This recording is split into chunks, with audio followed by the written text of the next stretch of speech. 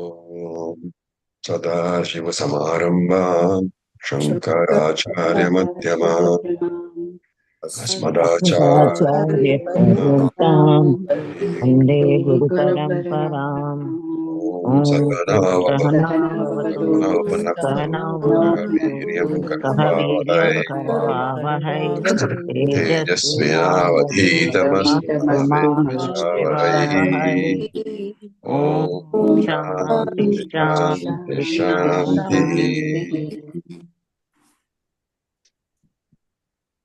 Okay, so we completed the second mantra of the third section, second chapter. We will now chant the third mantra. So please mute yourself and we will chant.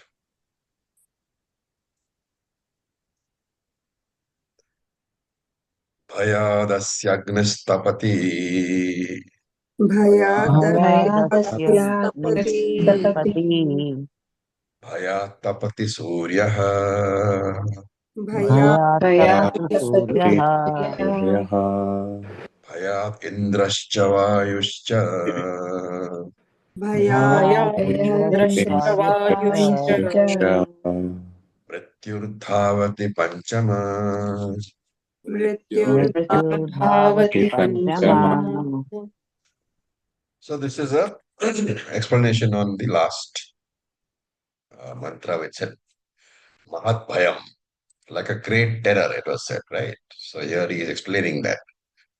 So he says Bhayat or Asya Bhayat, out of fear of Asya. Asya is Brahman over here. Asya Brahma Bhayat, out of fear of that Brahman, Agnihi Tapati, the fire burns, Suryaha Tapati, the sun shines, Bhayat again, out of fear again, Indra cha Vayuhu, Indra and Vayu function, and Mrityuhu Panchama Dhavati. So Mrityuhu means Lord Yama. Panchama is what? The fifth one. So the fifth Devata, Lord Yama, Dhavati, runs out of fear. So runs is a very important point because Yamaraj is busy all the time, right? He can't take a month's vacation and go away. He can't even take a day's vacation. So all the time Yamaraj is busy. Therefore, he is saying that everything functions because Brahman is there. In fact, in this case, actually, we should take Brahman as Ishvara because Ishvara is the supervisor. Saguna Brahman is the supervisor.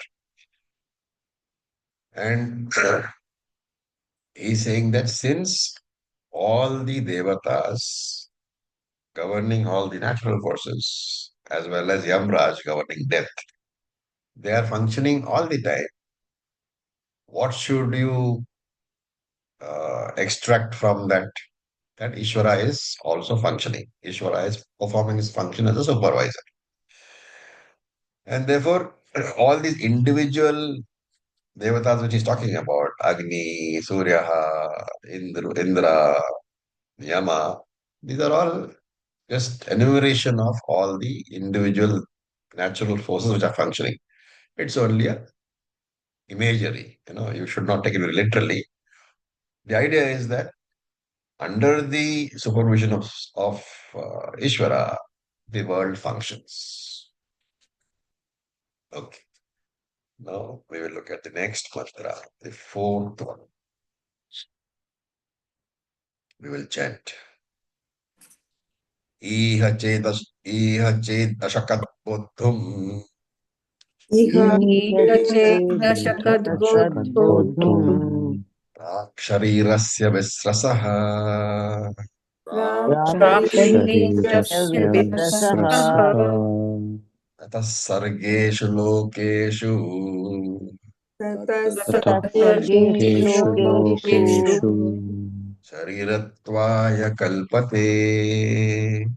शरीरत्वाय शरीरत्वाय कल्पते कल्पते. So chet. What does chet mean? Iha chet. If If. Chet. If. Iha. Here. where in this human life, so chet iha, if in this human life, bodhum ashakata. So ashakata means one manages to understand, one manages to acquire Brahma knowledge, Brahma jnana. So bodhum, ashakata bodhum. One manages to know. You have to supply Brahman or Atma jnana. So if in this life, in this human life, one manages to understand Brahman when prak sharirasya visvasaha. So before the fall of the human body, which means you have to understand Brahman before the body goes away. Right? Why is that so? Because your mind is required. Mind will be there only as long as the body is. Subtle body, when it goes, that is the death of the physical body. Therefore, as long as subtle body is there, one has the capacity to understand Brahman. And therefore, if you manage to acquire Atma Jnana before the death of the physical body, Muktaha, then you know that you have to supply the restorations of supply. If you do that, then only you will get moksha tataha.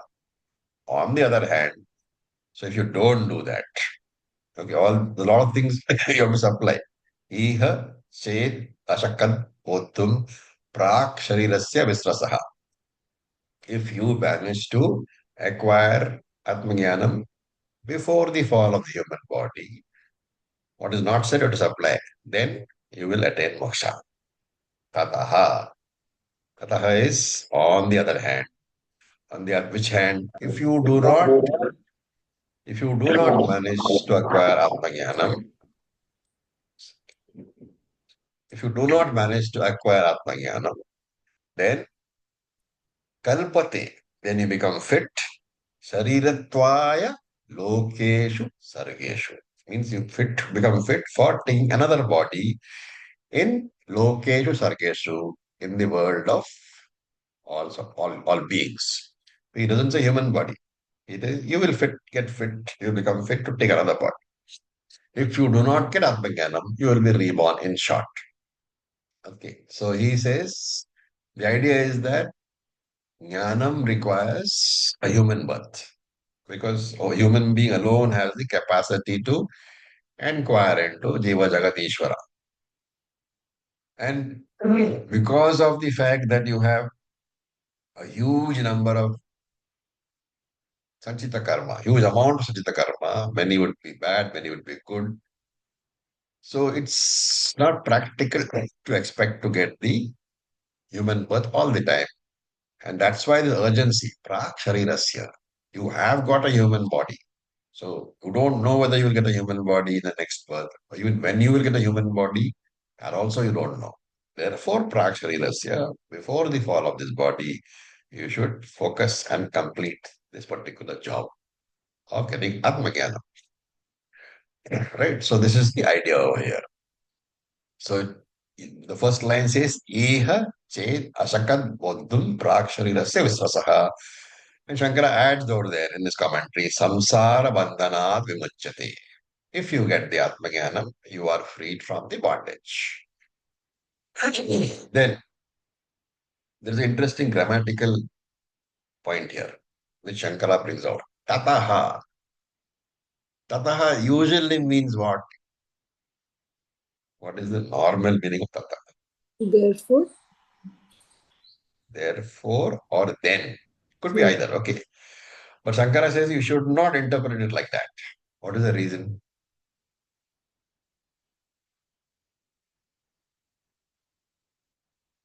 Why should you look at the sentence itself? If, or else. no, agreed. Shankara says it should be interpreted as if you do not get, or else it should be interpreted, right? But what is the reason? Because if you read it as then, what is the answer you're getting?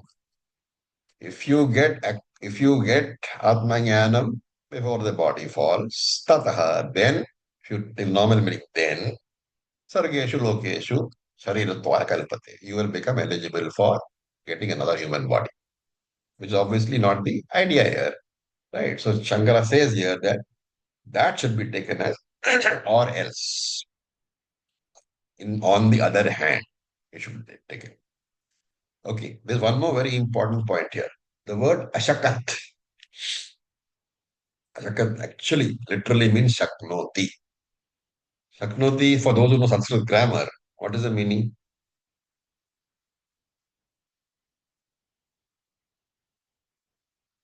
It's a very important point, very nice and subtle point. That's why I'm making this point. Shaknoti means has the capacity to know.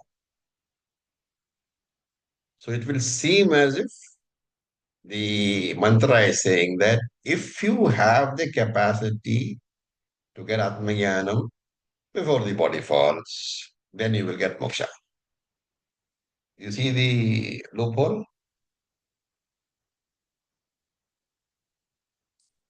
You don't see?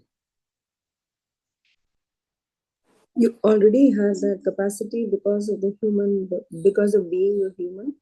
No. Supposing I tell you that I have the capacity to do, 100 Surya Namaskaras. And we find that, I have a very fat body. What is the interpretation? The But prarabdha, you feel you have the capacity, but you can't do it. the prarabdha. No, if you have the capacity, it is fine. But unless you do it, like if you have the capacity to know Atmagyanam, it doesn't mean that you've got Atmagyanam. You You, may you may have the Chitta but have you come to Atmagyanam is the question. And therefore Shankara says this Ashakataha should not be taken as Shaktoti, capable of knowing, but should be taken as Janati, who has known. Very important point, slight grammatical point, but important point. And that Shankara says here, he says, if he is not able to do that, if he is not able to get the Jnana, Shankara writes, he will take birth in one of those 14 lokas. And that is why, again and again, Krishna says, Veda says, Shruti says, everywhere, it says, it gives you this particular message that you have got a human body. You know? And Vivekachudamani very specifically says that human body comes after thousands of lifetimes. It's a very big boon. Don't waste that opportunity. There is no guarantee that you will be born in this loka. Shankara says 14 lokas you might be born in. So there's one chance in 14 that you'll be born here. Now then the question is, why does he say 14 lokas? Is it a saying that in other lokas you cannot get jnanam? Only in Bhuloka you can get jnanam. That's another question which comes up, which Shankara points out that is a possible interpretation because of tataha, saying that because you will be capable of getting other bodies.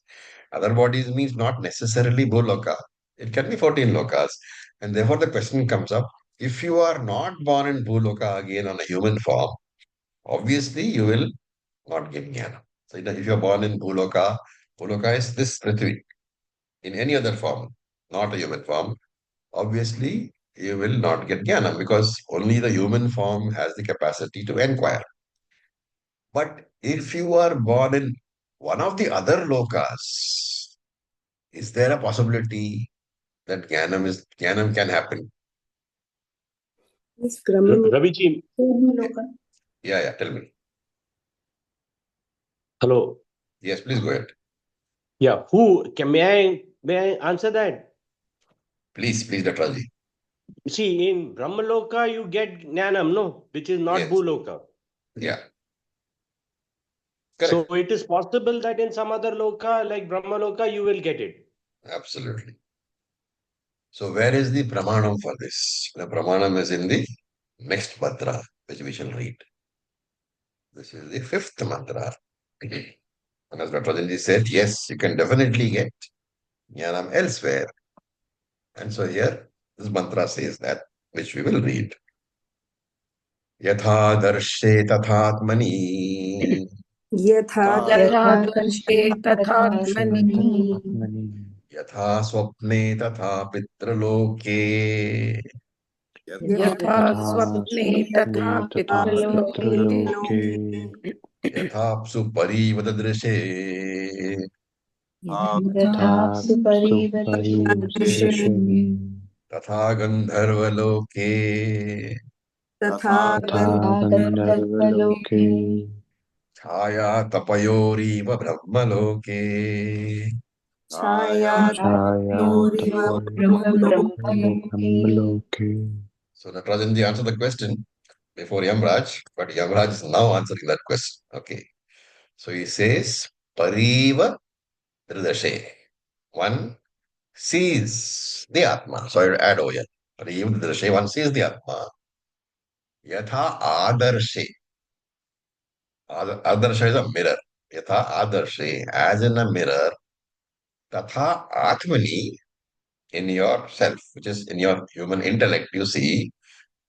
Then also, Yatha Swapne, as in a dream. So you have to add to all this. Pariva Nidrashe. One sees the Atma as if in a mirror, as if in the human intellect. Yatha Swapne, as if in the dream. Tatha Pitraloke, similarly in Pitraloka. And Yatha Apsu Eva, like a reflection in the water. Apsu is water. So Apsu Eva means you're looking into the water, you're seeing a reflection. Yatha Apsu Eva, as in the water. Tatha Gandharvaloke, similarly in Gandharvaloka. And Chaya Tapo Eva, like the light and the shade, Brahmaloki in Brahmaloka. Okay, so Yavraj is talking about four lokas where jnanam can be gained. That is Bhuloka, Gandharvaloka, Pitraloka, and Brahmaloka. And if you look at Shankara's commentary, he is pointing out that these are all not good options. They are there. But Manushya Loka is the best option. Why? This is what he says here. In other lokas, like Gandharva Loka and Pitra Loka, the knowledge is not clear. Right? What is the indication of that? We'll come to that. But in Brahma Loka, it is like what? Chaya Tapaha. So you take that as black and white, which means it is clear knowledge. What is the problem with Brahma Loka? We don't know. There is another Trump sitting over there who is making it very difficult to get a visa over there. So Brahmaloka, we don't know whether you can get there or not. Now, what is the receptacle for the knowledge? The mind, the Sukshma Shariram. And we should understand that Sukshma Shariram's function is always dependent upon the quality of the Sthula Shariram. Right? It's the same Sukshma Shariram in different people. But the functioning depends on the Sthula Shariram. Just like, the same 230 watts of electricity volts per flow through the 0 watt bulb as well as the 100 watt bulb. The same voltage flows through both. One bulb is dull and one is bright. Chaya tapaha. It's not because of any difference in the quality of the electricity, but because of the difference in the construction of the filament, the reflecting medium in our case, the body. And therefore he talks about these four lokas where the bodies are different. That is the idea being conveyed here. The knowledge is different, is received differently in different lokas because the Sukshma Shariram is functioning in different types of bodies. It's like having different wattages of bulbs. So he says Manushya Loki. In Manushya Loka, Yatha Adarshe, like in the mirror. What is being said? The Jnanam in Manushya Loka is like the reflection in a mirror. What is the interpretation? Let us take a clean it's- mirror. Is the clearest. It's a clear reflection, right? And therefore, he's the Atmani. Atma is in the human buddhi. And we have to supply all the knowledge that we already have. How to make this mirror clear, karma yogena, upasana yogena, all those things. So Manushya Loke is a good option because the jnanam is very clear. Then Pitra Loke, yatha swapne tatha Pitra Loke. So like a dream experience, it is known, but vaguely, fleetingly it is known. It's difficult to remember, right? Why does he say dream? What is the upadana karanam for dream objects or the dream world?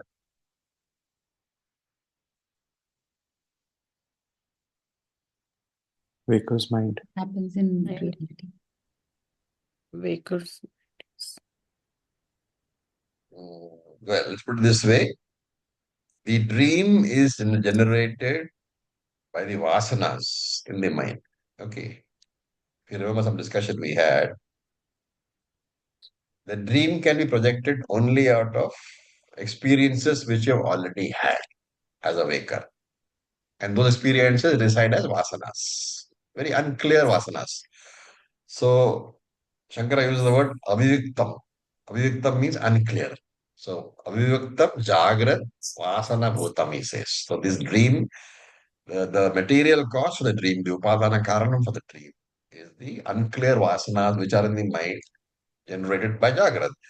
And since the cause, the karanam is unclear, vasanas are unclear, therefore the jnanam is also unclear. So he says, in the dream world, in Pitraloka, the jnanam is like your experiences of the dream world. He is not saying in the dream world you are going to get jnanam. Okay.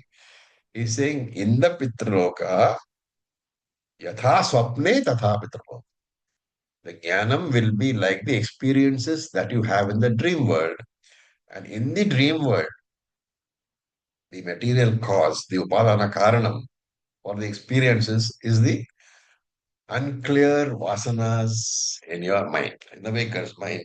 And therefore, obviously, the experiences are also very unclear.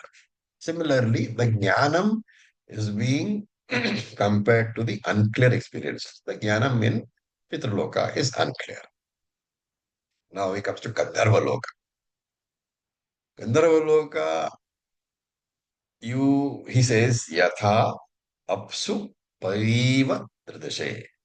So, pariva have to be separated. Pari and eva have to be separated. So, eva parididrishe, that is the word.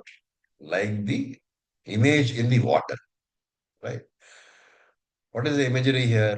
If the water you are looking in and there is a slight breeze blowing, the water itself is unstable. So the image is not stable. And therefore you will not see a clear face. So, in other words, it is vague knowledge, not reliable knowledge. So in Gandharva Loka also, the knowledge is not reliable. Because for one thing, you are all busy with the dance and music parties. You don't have time for jnana. And Shankara adds here, in other lokas also. Now, this is Shankara's addition. Yamraj doesn't say this, but Shankara says, just like this, Gandharva Loka, etc., in other lokas also he says jnanam is possible. But it is like this only, evam. Like this only means what? Evam only. In the same manner in which you are having knowledge in Pitraloka and Gandharva Loka, fleeting, unstable knowledge, unreliable knowledge. That is the knowledge you will have in other lokas also. Whereas what? Brahmaloka. Brahmaloka, the knowledge is chaya tapaha, shade and darkness, as clear as black and white. Why? Because Lord Brahmaji himself is the Guru, and therefore the class is going to be of extreme clarity. You won't need to hear anything more than once. But Shankara adds a note saying that even though the knowledge in Brahmaloka is extremely clear, Shankara says going to Brahmaloka is not assured, is not easy. Right? And if you remember 8th chapter of Gita, what does it say? You have to do Saguna Ishvara Upasana all your life. Thereafter, at the time of the death, what should we be doing? You should be sitting in Padmasana. and then withdraw all the senses and the prana to the heart. Then make sure that you squeeze the Sukshma Shariram through the special nadi at the top of your head. The whole sort of sequences, right? And therefore going to Brahmaloka is possible for an extremely accomplished yogi. For most of us, it is very difficult. And therefore, Shankara says here that Manushaloka is the best loka for gaining knowledge. Therefore, one should not waste this opportunity. Very nice way of motivating us. Okay, any questions so far?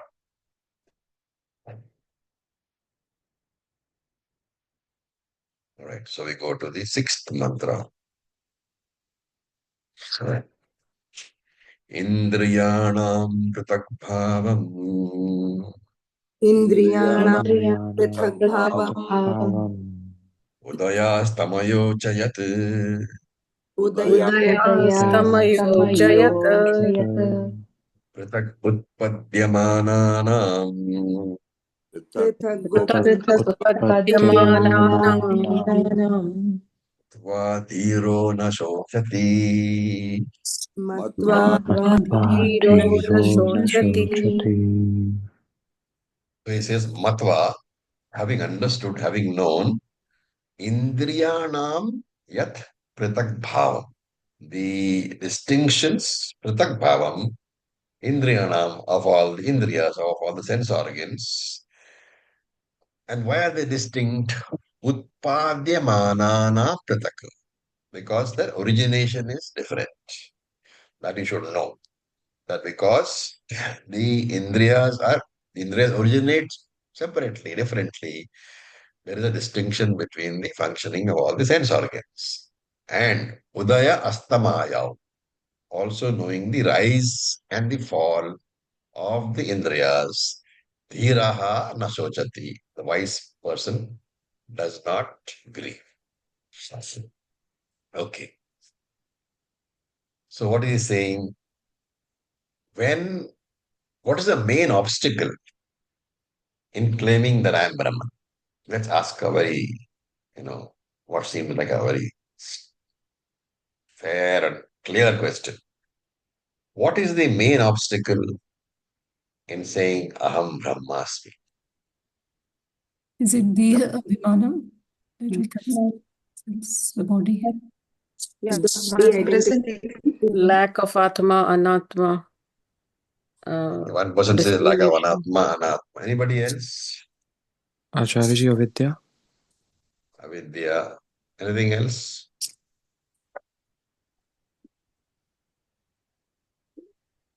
I would say my current experience because I see this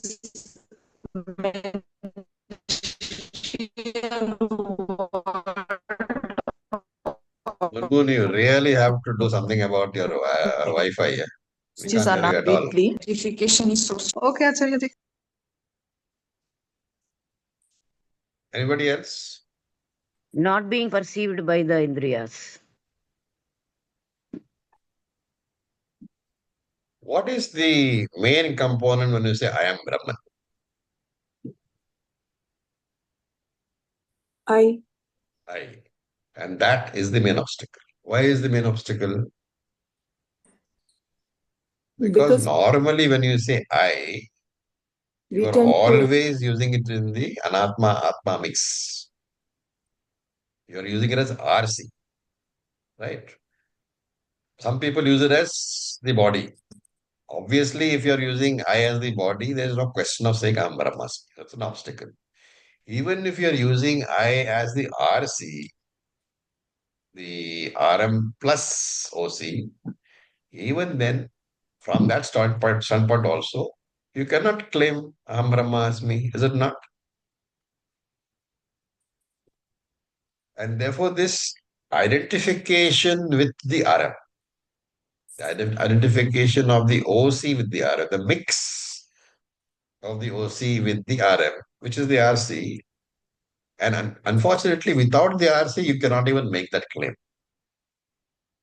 So the very fact that you are making that claim, the instrument of making that claim is the RC, or RC itself is the biggest obstacle, right? The anatma abhimana, the identification that I am this body, I am this RC, that is the biggest obstacle. And therefore, the entire sadhana should be towards understanding that I am not the body or the mind or the RC. Therefore, the weaker you make your identification with the anatma, the stronger will be your aham brahmasmi. And whenever, as advanced Vedantic students, we use the word I in relation to I am Brahman.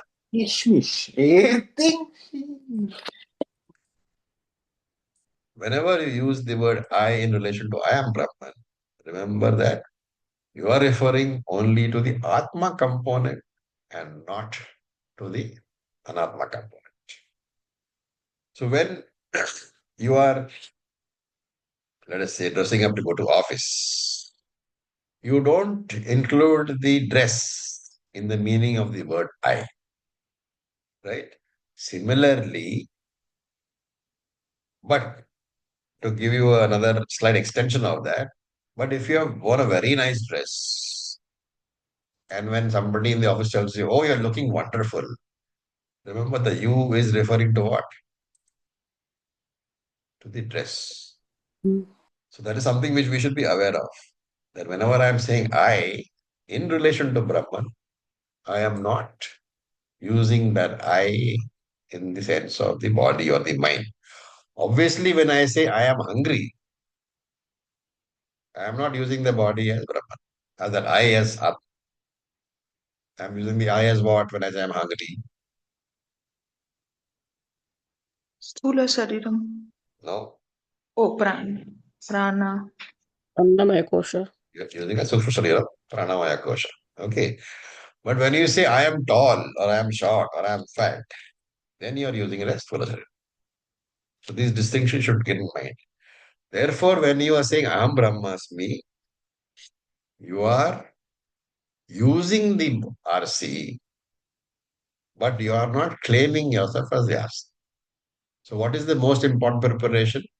You have to learn to segregate the two. The further you are away from your identification with the RM or the RC, the easier it is to claim that I am Brahman. And therefore, to look at the body mind sense complex, including the body, the mind, the intellect, everything, including everything as anatma, there are 5 features of anatma which normally Shastra talks about, which you should always remember. The first one is drishyatva. What does it mean?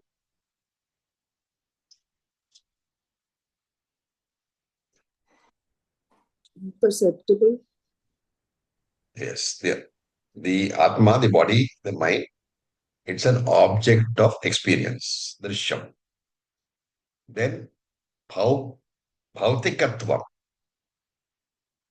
It is, what is the bhautikatva? Bhautikatvam, we have bhutams, which are the 5 elements.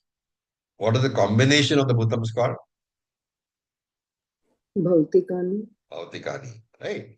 So bhautikatva. Therefore, the body, the mind, they are made out of combination of the 5 bhutas, panchabhutas. Therefore, they are inert. They are matter and they are inert. 2 things. Body, mind, object of experience. Body, mind is a material but inert principle. Then sagunaha, endowed with attributes. Tall, short, fat, thin. Then savikara, subject to change. Body grows old, hair grows white, teeth fall off, and also agama payitva, subject to arrival and departure. These are the 5 features of anatma which you should always remember. Object of experience, inert material principle, having material attributes, being subject to change, and being subject to arrival and departure. Okay, these five are the distinguishing features of Anatma, and none of these five can be applied to us. And then, why am I saying this? Because two of these are mentioned in this mantra. So look at the sense organs. So he says each of the sense organs is distinctly born from where?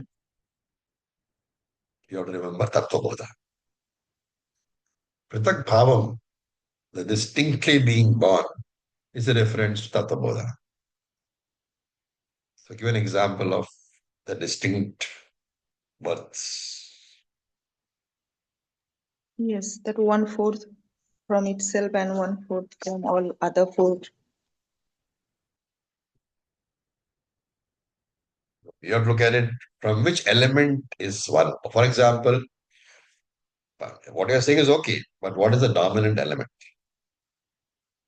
Yes, yeah, air is for some more space and Remember all that, this. for example, the ear is born from which element? Space. Akasha. Akasha. Akasha. Twak is born from what? Skin. Vayu. Vayu.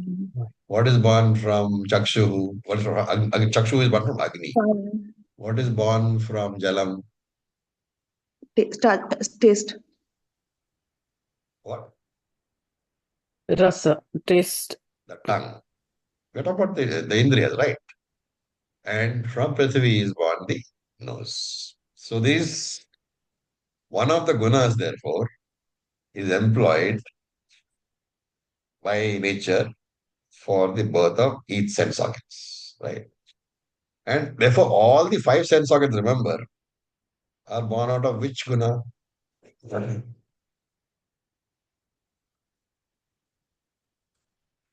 confuse things.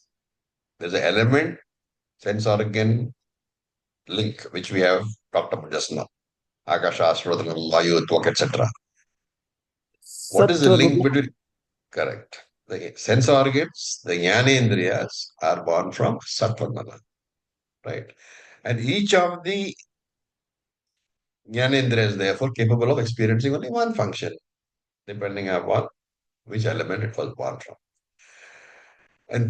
And here, of course, we must always remember that Panchabhuta is nothing but inert material. Inert material, right? If you want to go further, you can say it's Maya Tattva, the most fundamental form of water. From Maya, these Panchabhutani are born, and therefore they are all inert matter. It is in that sense that Indriyas and I are different. The whole idea here is to tell you that Indriya and I are different. That's why he says Pratak Utpadyamanana Matva. Knowing that the Indriyas are born differently, each Indriya is born from a different element, each Indriya is connected to a guna. Pratak, they are different from me. Why are they different from me?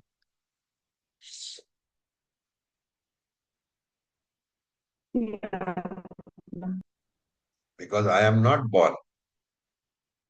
I am not born from any of the elements. I don't have sattva, rajas, and tamas. And then if my eyes are damaged, I am not damaged. The eyesight may have problems, but I should not say that I am damaged. And that is why one should, very religiously read the text, Nirvana Shatakam. It's a good text to practice this sort of meditation. This is the idea which is being mentioned that out of the five, descriptions that I gave, which one is this?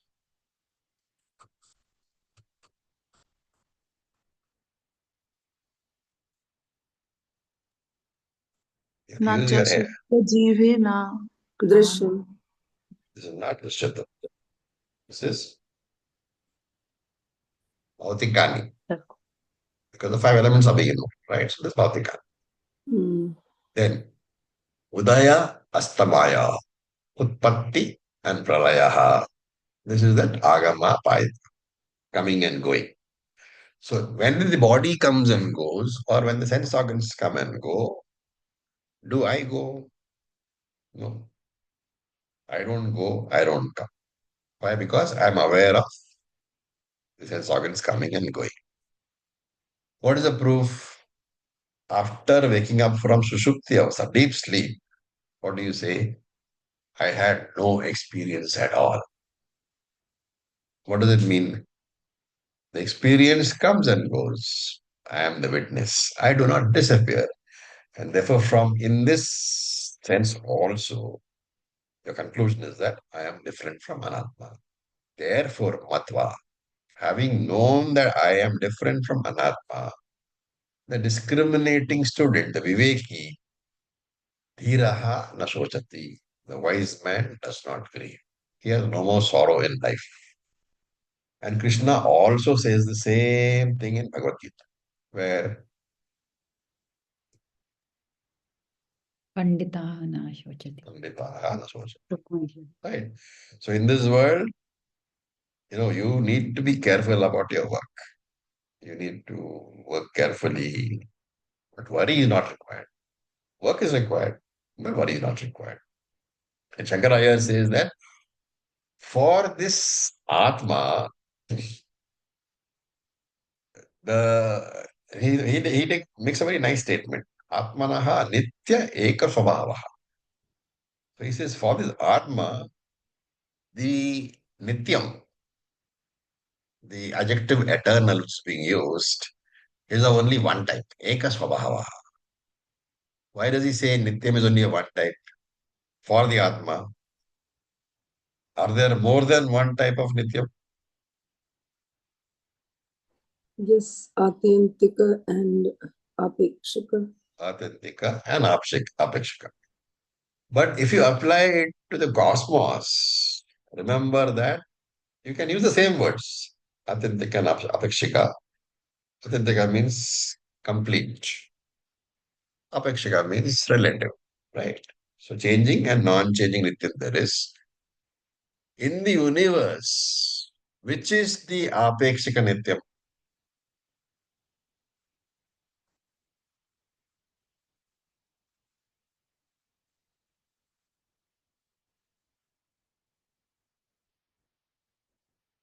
We are saying there are two types of nityam. Apekshika and atyantika. Changing, eternal status, non-changing, eternal status. So there are two other words. Parinami nityam, changing, eternal status. Maya. Hastha nityam. Very good. Maya. Parinami nityam is, Maya. changing nityam is always Maya.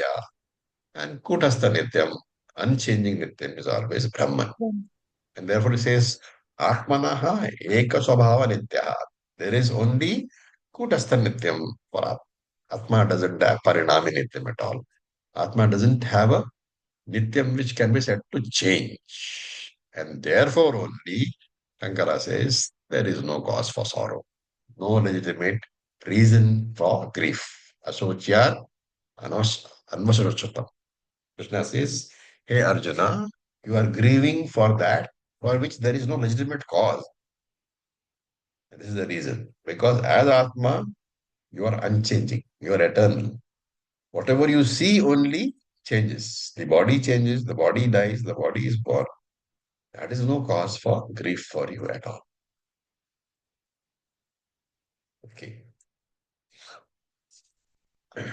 All these verses you can connect to Gita verses.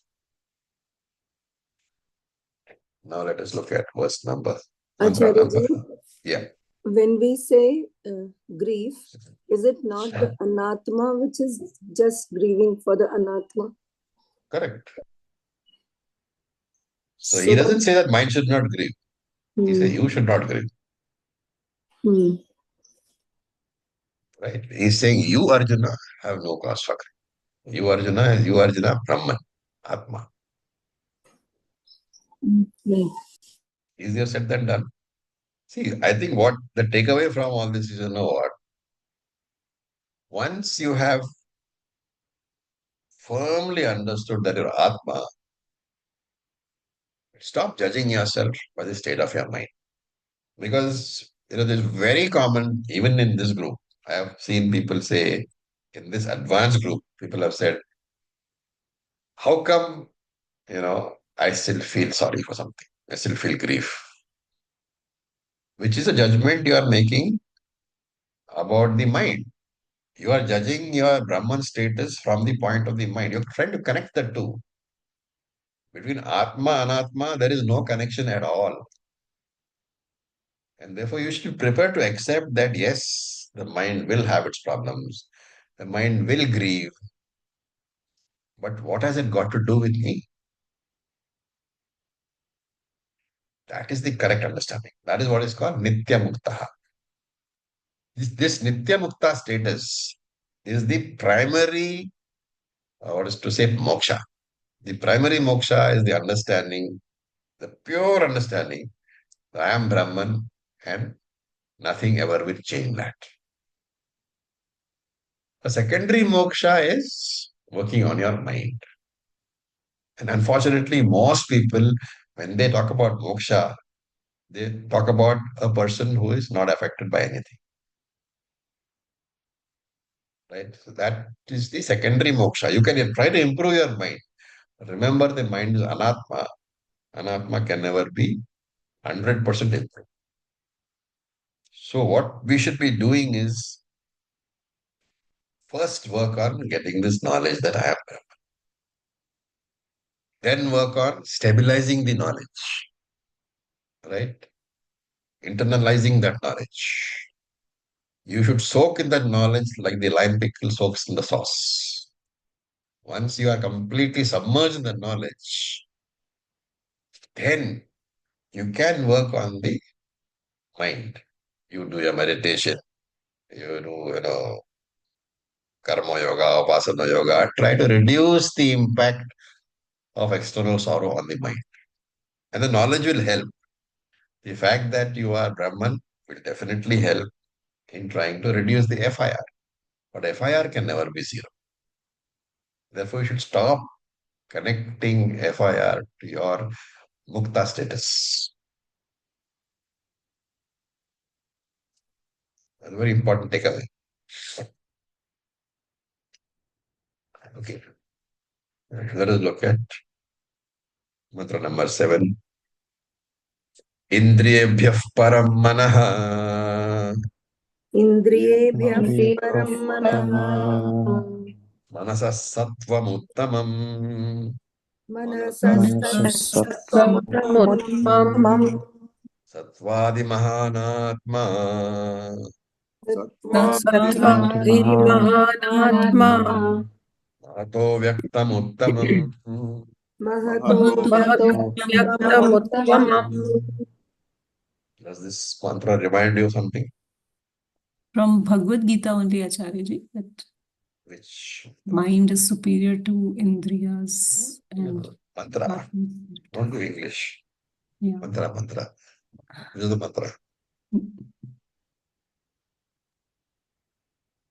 It starts in the same way. Yeah, Indriyebhyah paramana. Further, I'm not remembering. You should go for chanting classes. Okay. Right. Anyway. So, manaha indriyabhyah param.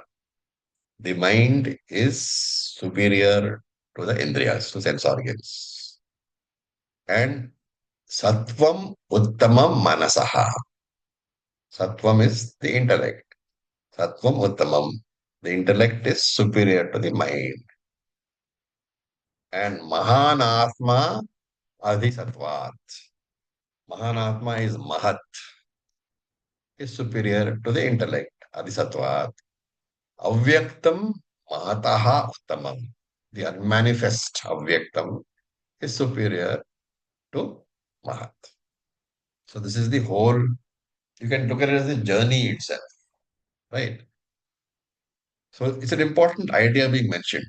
You have to drop mamakara and ahankara. The moment, what is ahankara? Not in the, what we call, dharmic sense. What is ahankara in the Vedantic sense? I notion. The notion of I. What is mamakara? Mind. Mind. Mind. So if you don't have I, obviously you won't have mind. As long as you got I meaning, I mean, you have to, I don't want to sound very mystic about it, okay? What does the I mean over here? Because a lot of Para teachers, Ankara, the body mind identification. I is the body mind identification. I am the RC or I am the body, whichever. As long as that is there, remember, Mamakara will be there. If you say I am the body mind complex, you will have relatives. If you have relatives, you cannot be Brahmin. So, when you are in this journey of Nididhyasanam, at least in that Nididhyasanam sthanam, at least in that room or that place where you're sitting doing Nididhyasanam, you know, when you come into the puja room, where do you leave the chappals? Outside. Outside. So when you come into the puja room for doing Nididhyasanam, along with the chappals, you should leave something else outside, your wife and children. Don't bring them into the puja. Then only your eyes clear. So outside you leave, don't worry about it, okay? Because nothing is going to happen to them because they're away for half an hour. And if you worry, then when you're coming inside, you tell the Lord, hey Krishna, I'm leaving them outside, take care of them. I'll come back in half an hour. Okay, so he'll take care of them. So the moment that you drop ahankara and mamakara in totality, the aham brahmasmi vritti is very clear. And for this, to what you call, give this idea only, the Indriyanis are mentioned. So we have really speaking 5 layers of anatma, panchakoshaha. Your job is to drop the identification to each of these koshas and say that I am not the kosha, I am that consciousness which is lending life to the kosha. So the separation of myself from each of the kosha, it is called pancha kosha vivekaha. This is not the first time that Hemraj talked about it. Where else did he talk about it? Long time ago, but he did. Where? You've forgotten. In 1, 3, 10 and 1, 3, 11. In fact, this verse 7 and 8 are almost a repetition of 1, 3, 10 and 1, 3, 11. So, Indriyabhya Paramanaha, superior to sense organs, is the mind. First, drop the sense organs. Drop the one which is lower, and then only the mind can be dropped. Like when you remove your shirt and tie, you first remove the tie and then remove the coat, the shirt. So the mind is powerful. Why? Because it controls the indriyas. And then first withdraw from the indriyas. And when you withdraw from the indriyas, you will withdraw meaning you are withdrawing the identification from the indriyas and switching it to the mind. Right? So from that kosha you withdraw and switch it to the manomaya kosha. And here sattvam refers to intellect. So manah sattvam uttamam means the intellect is superior to the mind. Because intellect controls the mind. We have seen earlier, samshaya atmakam, mananischaya atmakam buddhi. Right? And then sattvat adi mahat supaha. Maha atma. Sattva adi mahan atma. Superior to the sattvam, which is the vijnanamaya kosha, is the Maha Atma. Maha Atma is what we know as Mahat. What is other name for Mahat? Cosmic intelligence. Samashti. Samashti Buddhi, yes. What is the Quranic name for it? Maya. Hiranyagarbha. Hiranyagarbha. Hiranyagarbha. Samashti Buddhi is Hiranyagarbha. Collective total intellect. And therefore, you can understand the total intellect is always superior to the Vijnanamaya Kosha, the individual intellect. Samashti Buddhi is superior to Vyashti Buddhi, which means at this point, you are dropping your identification with the Vyashti and identifying yourself with the Samashti. You are dropping the identification with micro and identifying yourself with macro. So don't think you are Taijasa anymore. Become Hiranyagarbha. So dropping the identification as Taijasa and attaching yourself as Hiranyagarbha. Right? Then superior to the intellect. Superior to Sukshma Shariram is what? Karan Shariram. Karana Shariram. And of course, we know that in the Karanam Shariram, we have the Sanchita Karma. And therefore, you have to drop the identification to the Karana Shariram also. And this Samashti Karana Shariram is called what? Maya. Antaryami. Antaryami. Antaryami. Also has another name. Avyaktam. Avyaktam. Avyakta Maya is also another name for Samashti Karana Shariram. The unmanifest, so to say in English. So the journey is from the individual koshas to the Samashti koshas, Virat to Hiranyagarbha and to Avyaktam. So this Avyaktam is Avyakta Maya. And how to withdraw from this Karana Shariram, that will be seen in the next mantra, which we will see in the next class. Any questions? So again, it is simply Panchakosha Viveka. We have seen this before also. We will see it again in Taittiriya Upanishad also. It's very important methodology for Nidhi Dhyasana.